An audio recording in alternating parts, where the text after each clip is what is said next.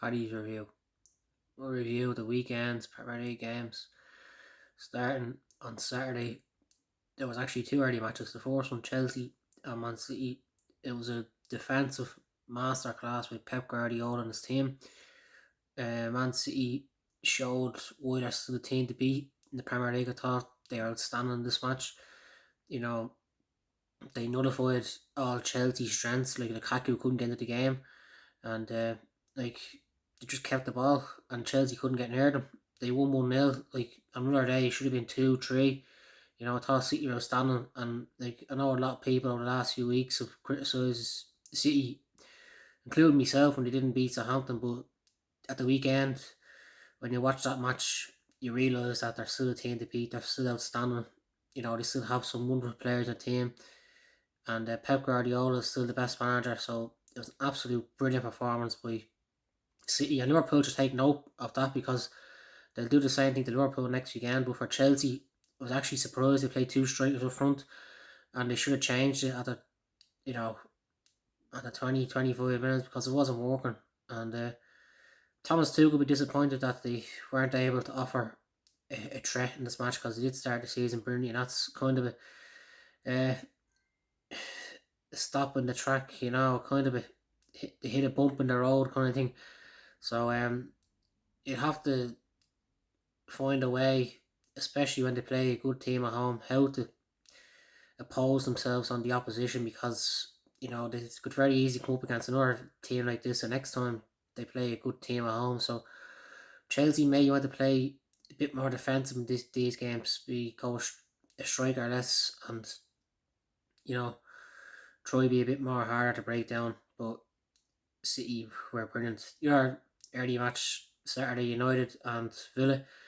I was listening to Gary Neville's podcast today, and he said United are the odd bunch, and he was absolutely right. They play in moments what he says, and he's hit the nail on the head.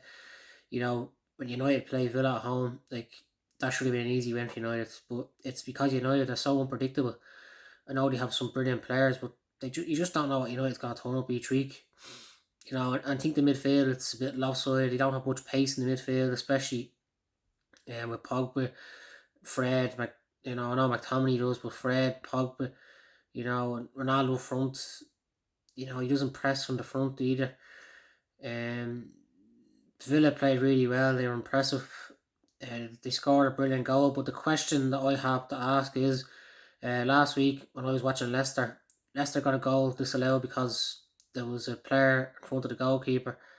The Villa goal that they scored should have been disallowed because Ollie Watkins was affecting the Hayes line of sight. So if they're going to be disallowing goals for that, they have to be consistent. But for United, Bruno, they had a great opportunity to equalise the match. What a dreadful penalty by Bruno Fernandes. I'd say he's sick, and I don't understand why Ronaldo wasn't taking the penalties, to be honest.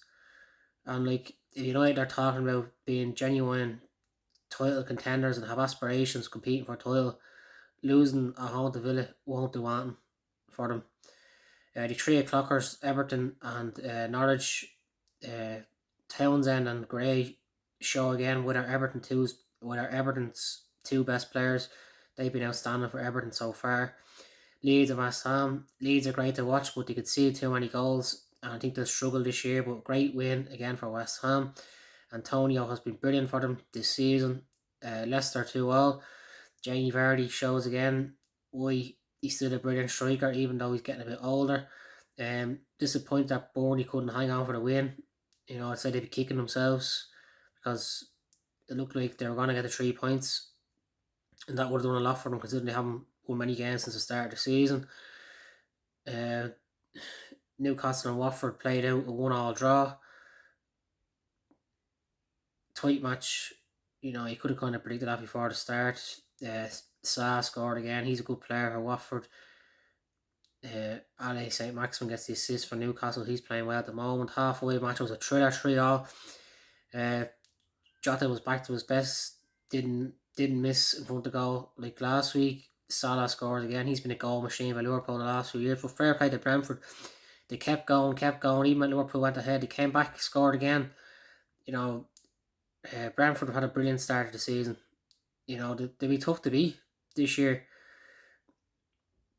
doesn't matter who comes to Brentford Stadium or if they go on the road, like they have some great team spirit. They've a lot of character in their side, even when they go behind. But for Liverpool, I'd say Jurgen Klopp was disappointed they couldn't hang on to win the game, and he'd be disappointed they conceded 3 goals in this match. I'd say on Sunday, I was delighted to see Raul Jimenez score again. It was probably one of the most positive things in the weekend, considering what happened to him a year ago. Brilliant to see him scoring back in the Premier League. And Arsenal blew Spurs away. Arsenal's young players, Smith Rowe and Saka, were brilliant. Their energy, their pace, their power, they were just too hot to handle for Spurs. It was a brilliant win for Arsenal. And the pressure is off Arteta. It was easy to judge him to start the season. I thought the right was in the wall from, but fair play to him. He turned it around. 3 brilliant wins in a row. But for Spurs, I thought they were very poor. Like, even the first 5 minutes, they wanted to be tight, wanted to be hard to break down. But if you're tight and hard to break down, you need to press.